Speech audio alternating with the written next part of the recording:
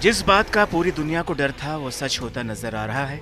अमेरिकी राष्ट्रपति Joe Biden जाते जाते यूक्रेनी राष्ट्रपति को जो लाइसेंस देकर गए, यूक्रेन ने बिना विचार किए उसका इस्तेमाल करना भी शुरू कर दिया है। जी हाँ, रूस यूक्रेन युद्ध से एक बहुत बड़ी खबर सामने आ रही है।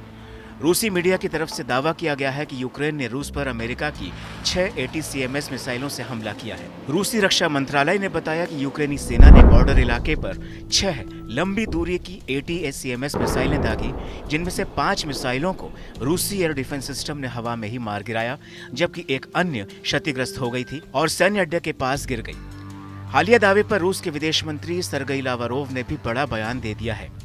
विदेश मंत्री ने कहा कि यूक्रेनी हमलों से साफ होता है कि पश्चिमी देश यूक्रेन के संघर्ष को बढ़ाने की दिशा में काम कर रहे हैं। सरगई लावरोव ने बताया कि रूस के ब्रायंस्क इलाके पर हमले में अमेरिका की ATACMS मिसाइलों का इस्तेमाल किया गया था। हालिया हमला इस बात का साफ इशारा करता है कि अमेरिका यूक्रेन युद्ध को बढ़ाना चाहता है। आइए सुनते हैं कि लावरोव ने और क्या कहा। फैक्ट यह है कि आज रात ब्रायंस्क इलाके में ATACMS का बार-बार इस्तेमाल किया गया। बेशक यह एक संकेत है कि वो आगे बढ़ना चाहते हैं और अमेरिकियों के बिना इस उच्च तकनीक वाली मिसाइल का उपयोग करना नामुमकिन है।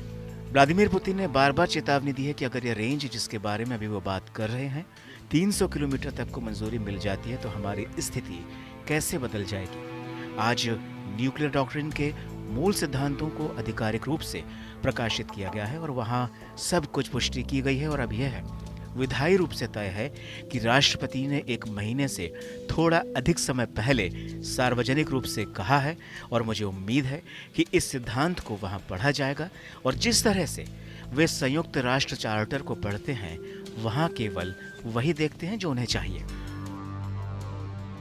Публично, и я надеюсь, что там будут эту доктрину читать не так, как они читают устав ООН, усматривая там только то, что им нужно.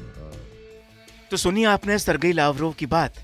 आपको बता दें कि यूक्रेन का ताज़ा हमला ऐसे समय में हुआ है जब बीते 17 नवंबर को ही अमेरिकी राष्ट्रपति जो बाइडेन ने रूस के भीतर तक हमला करने के लिए अमेरिका की ओर से सप्लाई हथियारों के इस्तेमाल को मंजूरी दे दी। मालूम हो कि एक दिन पहले ही रूसी राष्ट्रपति व्लादिमीर पुतिन ने अमेरिकी राष्ट्रपति के फैसले पर कड़ा ऐतराज जताया था।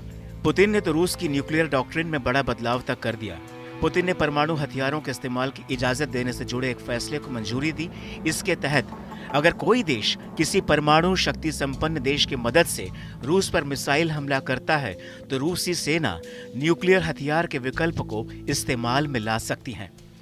पुतिन ने न्यूक्लियर डॉक्ट्रिन में यह भी बदलाव किया कि अगर किसी गठबंधन का कोई भी देश रूस पर हमला करता है तो यह पूरे गठबंधन का हमला माना जाएगा। रूसी सेना इस तरह के हमले का करारा जवाब देने के लिए तैयार है। आपको बता दें कि रूसी राष्ट्रपति व्लादिमीर पुतिन काफी समय से अमेरिका को चेताते आए थे कि यूक्रेन को लंबी दूरी की मिसाइल इस्तेमाल करने की इजाजत देने से युद्ध यूक्रेनी सीमा से बाहर यूरोप तक पहुंच सकता है। बहरहाल यूक्रेनी राष्ट्रपति की यह गलती पूरे यूक्रेन ही नहीं बल्कि दुनिया भर के देशों को मुसीबत में ला सकती है। ऐसे में यह देखना काफी अहम रहेगा कि पुतिन हालिया हमले के किस तरह से प्रतिक्रिया देते हैं। क्या वो अपने बयान पर अडिग रहते हुए यूक्रेन पर परमाणु हथियार से हमला करते हैं?